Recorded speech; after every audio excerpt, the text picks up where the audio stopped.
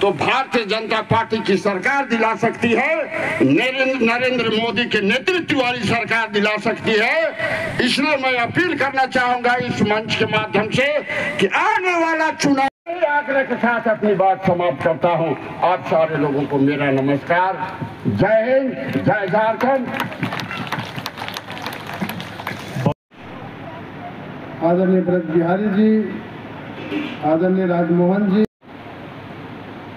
हमारे श्रीमान सनी टोप्पो जी ने जो राष्ट्रीय स्तर से लेकर के प्रदेश स्तर तक के जो कई प्रकार के जो कार्यक्रम है, उस कार्यक्रमों के माध्यम से हम सभी कार्यकर्ताओं को अपने क्षेत्रों में काम करना है, इन बातों को भी अभी बताया गया है।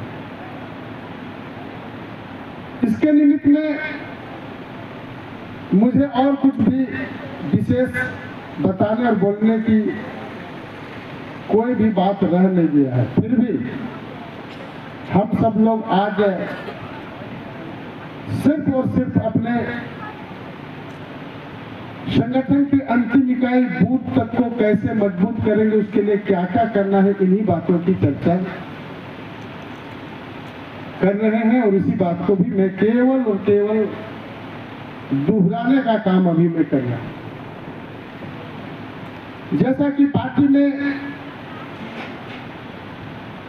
कई स्टेज का संरचना बना है, यहाँ जिला का संरचना है, इसके बाद में एक ही जिला में एक ही विधानसभा है, जिसके चलते विधानसभा की भी अपनी करना है। ये महत्वपूर्ण भूमिका हमारे पंचायत के दायित्ववान कार्यकर्ताओं का होता है।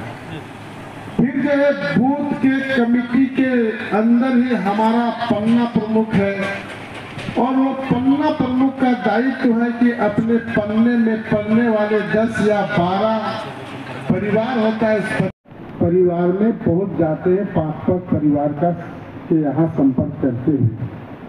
हमें क्या करना है, सुबह सुबह चाय सबको पीने की आदत है।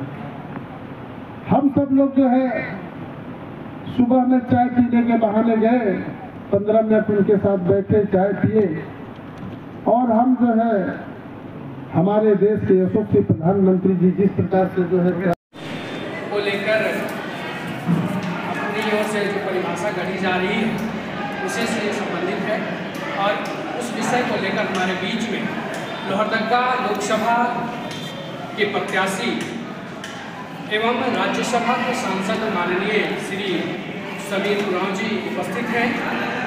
साथ ही हमारे बीच में लोहरदगा जिला के जिलाध्यक्ष विशेष विषय पर आप सबों के बीच प्रेस वार्ताएं करने के लिए मैं उपस्थित हुआ हूँ। जिस प्रकार से कांग्रेस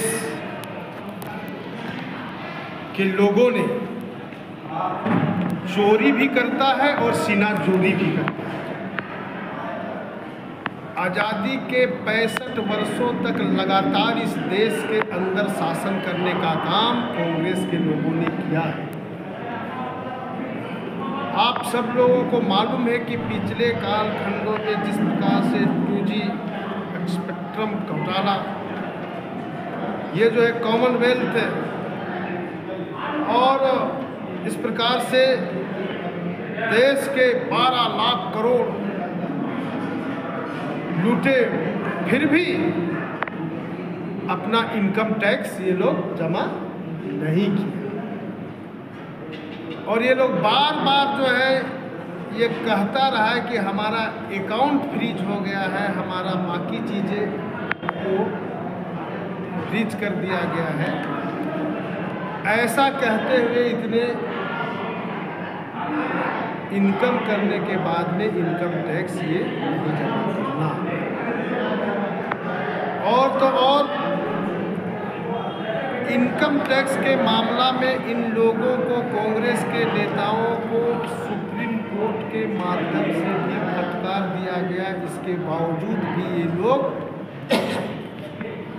ऐसे कामों को नहीं किया, इसलिए कि निधड़क होकर के, निडर होकर के वो चोरी किया, तो निडर होकर के इनकम टैक्स भी जमा करने का काम नहीं किया। और निडरता किनको दिखाया? ये लोकतांत्रिक देश है। तो यहाँ के जनता के माध्यम से ही लोकतांत्रिक व्यवस्था बनती है। तो जनता ही मालिक है ऐसा कहते हैं, लेकिन गया भी है। अब जो है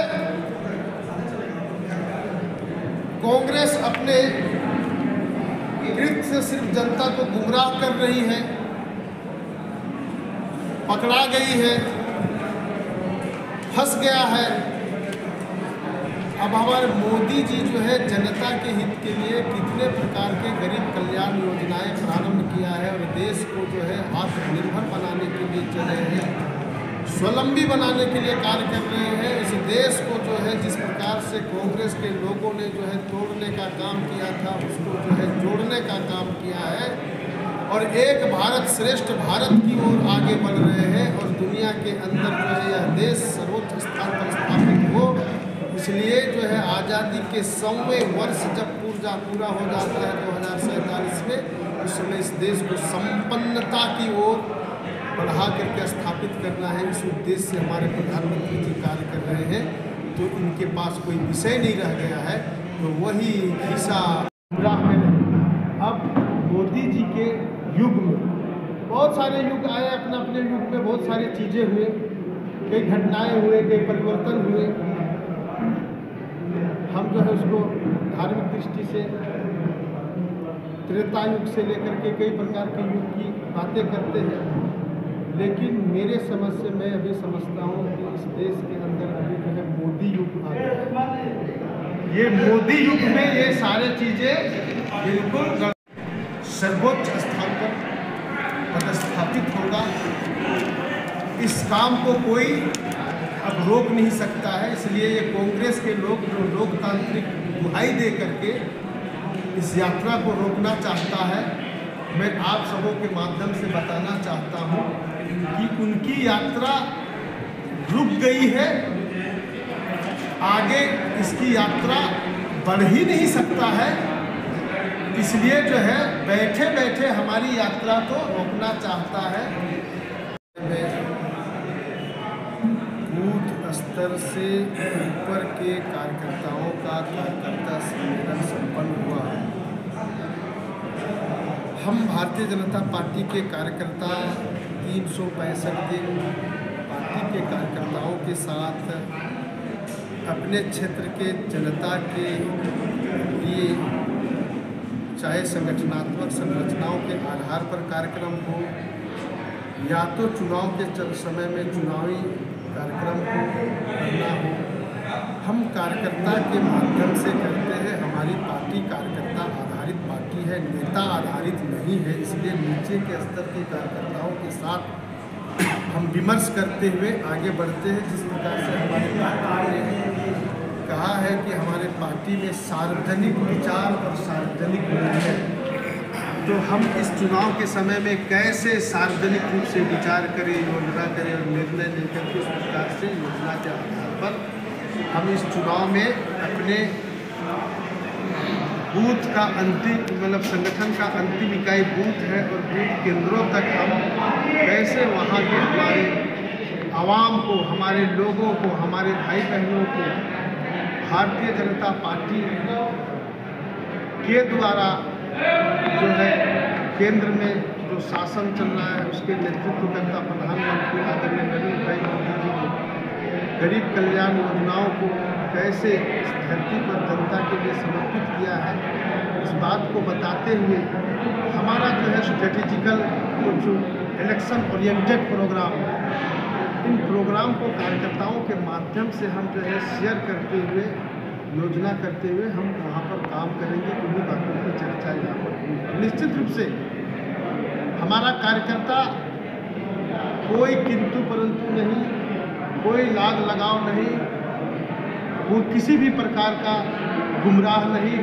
किसी भी प्रकार का भ्रमित करने का काम नहीं। सीधा सीधा हम जनता के लिए, जनता के बीच में, जनता के हित के लिए जो होने वाला कार्य है उसी को करते हैं। इसलिए हम लोग ओपन, हम लोग कार्यकर्ता सम्मेलन करके योजना किए हैं 2024 के इस लोकसभा।